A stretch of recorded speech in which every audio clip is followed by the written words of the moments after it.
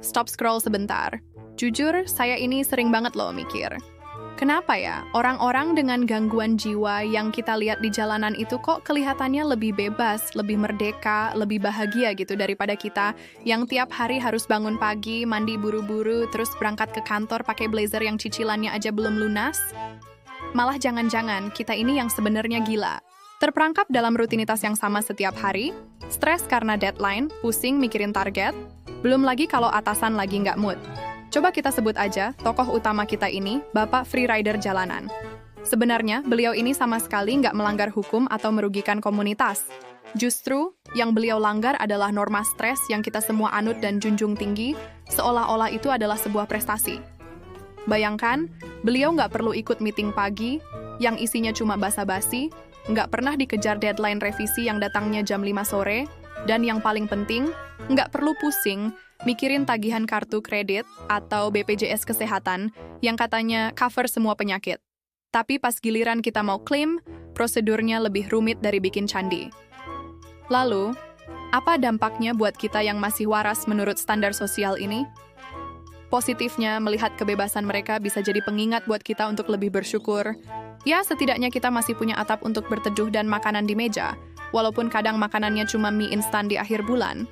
Tapi, sisi negatifnya, dan ini yang bahaya, setiap kali kita lagi stres berat di kantor, pasti muncul godaan buat resign dari kewarasan. Tergoda buat ikut jejak Bapak Freerider Jalanan tadi, hidup bebas tanpa beban, di aspal yang panas. Rasanya kok damai banget ya, nggak perlu mikirin besok mau presentasi apa di depan klien. Tapi tenang, saya punya solusi cerdas sekaligus agak ngaco buat mengatasi dilema ini.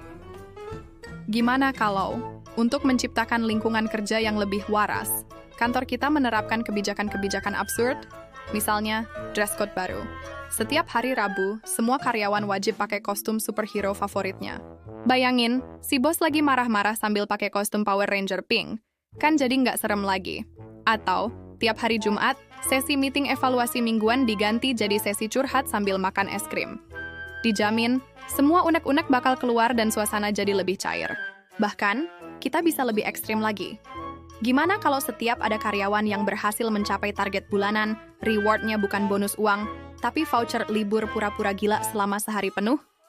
Jadi, seharian itu dia boleh melakukan apa aja yang dia mau di kantor, misalnya tidur di bawah meja, nyanyi-nyanyi di pantry, atau ngobrol sama tanaman hias. Tujuannya apa? Supaya kita semua bisa menyalurkan kegilaan kita secara positif dan terkontrol, daripada dipendam terus-menerus sampai akhirnya meledak dan kita benar-benar jadi penghuni jalanan.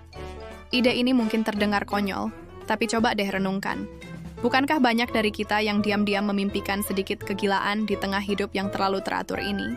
Kita butuh katarsis, sebuah pelepasan emosi, yang seringkali terhalang oleh gengsi dan citra profesional.